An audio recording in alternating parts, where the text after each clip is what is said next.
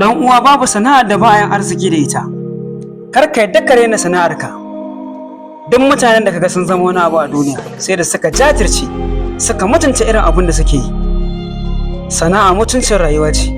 Sana'a ita ce idan kimar ɗan adam.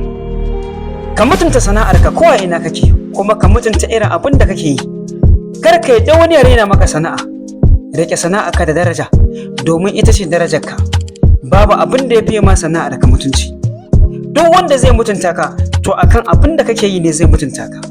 Rike sana'arka da mutunci dan uwa. Arziki nufi ne na Allah.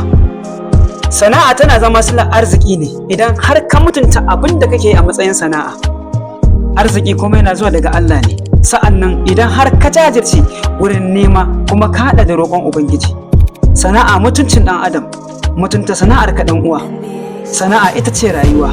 Babu abin da ya fiye maka sana'arka. Kowa zai rabe ka domin sana'arka ne. Idan har baka da sana'a, babu wanda zai rabe ka. Ka shaidi a gare mu 'yan uwa, mu mutunta irin sana'o'in da muke yi. Kan mu yadda mu raina irin sana'o'in da muke yi. Sana'a mutuncin rayuwa.